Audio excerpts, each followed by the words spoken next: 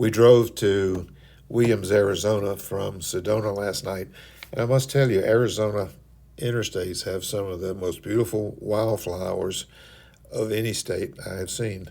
We checked into the Grand Canyon Railway Hotel, which is very charming with a lot of railroad memorabilia.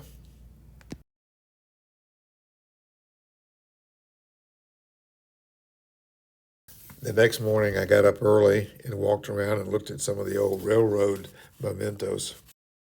This particular locomotive was typical of those used in the logging of northern Arizona.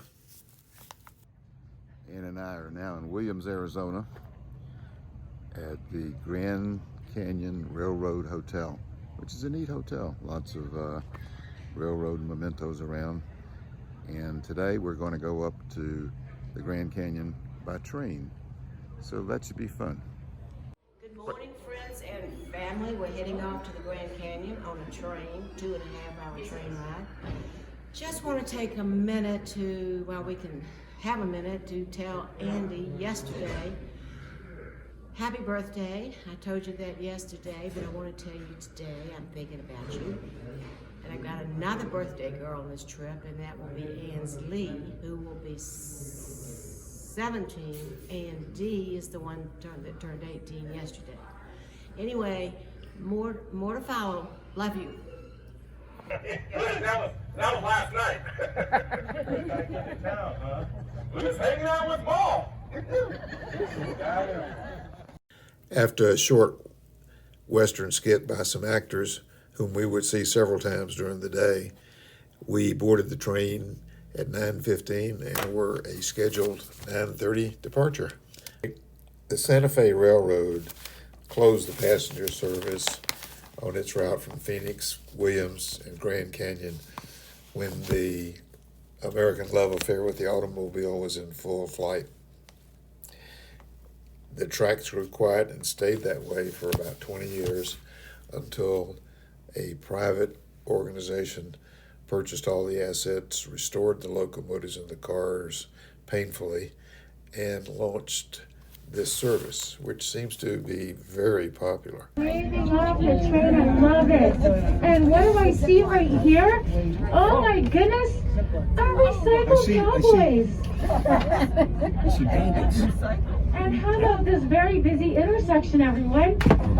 And seeing a couple more recycled. On the train again.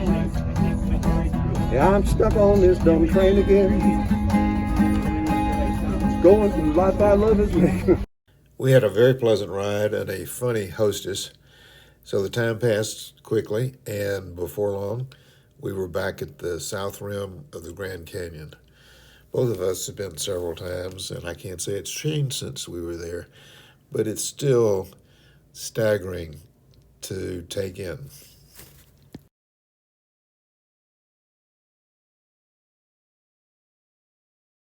These are wild elk, and they didn't seem to have the slightest bit of fear of humans. This is the trailhead for the Bright Angel Trail, probably the most famous trail in the canyon.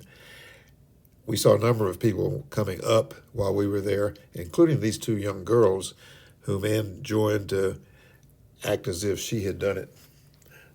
It was gorgeous. Oh, yeah, it was so wonderful. remote. Yeah. Remote? It was Very beautiful. remote, Yeah. Were you with a group or? No, wait, are you videoing? Yeah, is that okay? Okay, cool. Yeah. That's fine. It was just the two of us. We camped. But we camped, yeah, at Bright Angel. Terrific, terrific. Yeah. Y'all look like veterans. I mean, Oh. oh, you've been upstaged by the animals. Come on. Sorry. Perfect, thank you. Very nice, guys. Congratulations. Did you, was there anything that scared you or made you nervous? My baby and I spent some time at the Kolb studio, which I don't believe I had seen before.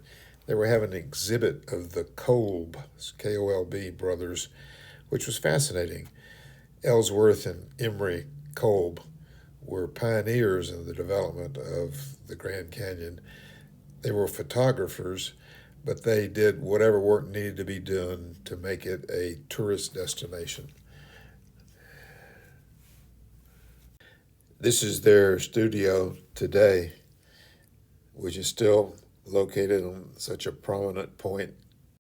Ann doesn't share my fear of heights, which I didn't have when I was younger, but I do now. And so she headed down the trail. I was very relieved when she turned around and came back.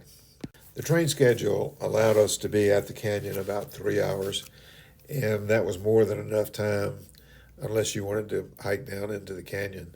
So we ended up going to the restaurant for light lunch. On the ride back, the train was stopped by some outlaws who went through the cars taking money for tips for their performance during the day. You could put the money anywhere and they would come get it. Pass me by, get it ready. He didn't make, the last one didn't take. Oh, no. Now wait a minute. It was just the money. That's all. You don't get the girl. You don't get the girl. You just get the money. Oh, okay. Well, I thought maybe I couldn't have a new mom here. What it is. So all in all, we thought that was a very relaxing way to see the Grand Canyon with no driving or parking stress. The first time on my trip, I stayed in the same room twice. It was actually another one of these apartments where we had a suite with a nice sitting area and a kitchenette, I should say. I decided to put a few extra miles of range on my car since we were turning back east the next morning to go to Bearzona. And I wasn't sure I had enough range to go from there to the next supercharger west of Williams. The hotel had 4 chargers, but one of them was a CHAdeMO, which is a dying standard, and the other one is a CCS, which I don't have an adapter for. The other 2 were J1772 plugs, which I did have an adapter for. Even though the sign said that you should only charge for 4 hours, both of these cars had been there considerably longer and appeared to be there for the night. So I pulled out my 50-foot 3-conductor 12-gauge extension cord and plugged it into a standard 120-volt socket, which gave me 40 or 50 miles of extra range over the night, which was more than enough to handle my needs for the next day.